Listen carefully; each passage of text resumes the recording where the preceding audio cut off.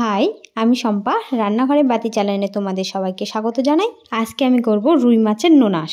তার জন্য সবার প্রথমে আমি রুই মাছগুলো ভালোভাবে ধুয়ে ওতে লবণ হলুদ দিয়ে মেখে নেব। ভালোভাবে মেখে নেব যাতে রুই মাছের মধ্যে ভালোভাবে লবণ আর হলুদ মিশ হয়ে যায়। তারপর উনুনে কড়াই বসিয়ে কড়াইটা ভালোভাবে গরম করে নেব আর তাতে দিয়ে দেব তেল। তেল দিয়ে হালকা নাড়াচাড়া করে নেব।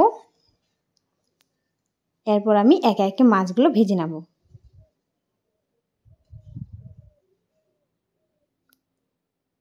কিছুক্ষণ পর আবারও আমি উল্টে দেব যাতে দুই পাশে ভালোভাবে মাছগুলো ভাজা হয়ে যায়। আমার লাল লাল করে রুই মাছগুলো ভাজা হয়ে গেছে, এবার আমি উঠিয়ে নেব। এভাবে আমি সমস্ত মাছগুলো ভেজে নেব। তারপর মিক্সার জারে আমি কতগুলি পেঁয়াজের ঠুম দিয়ে দেব। তারপরে দেব আদার টুকরো, রসুনের কাওয়া, শুকনো লঙ্কা দিয়ে পরিমাণ মতো জল দেব আর দিয়ে দেব 1 চামচ জিরা দিয়ে বেটে নেব। তারপর মাছ ভাজা কড়াইয়ে কিছু পরিমাণ সর্ষে দেব ফোড়নের জন্য। তারপর বেটে রাখা মশলাগুলো আমি দিয়ে দেব।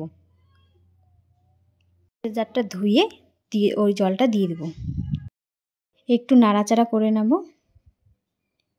নিয়ে এতে পরিমাণ মতো হলুদের গুঁড়ো দিয়ে দেব, স্বাদ মতো লবণ দিয়ে নাড়াচাড়া করে জলটা যখন শুকিয়ে আসবে সেই পর্যায়ে আমি দিয়ে দিব সামান্য পরিমাণ তেল দিয়ে ভালোভাবে কষিয়ে নেব। কষানো হয়ে গেলে এতে আমি দিয়ে দিব পরিমাণ মতো জল। তোমরা তোমাদের মতো যতটা গ্রেভি রাখতে চাও সেই পরিমাণে জল দিয়ে দিবা। মশলার সঙ্গে জলটা ভালোভাবে নাড়াচাড়া করে মিশিয়ে নেব।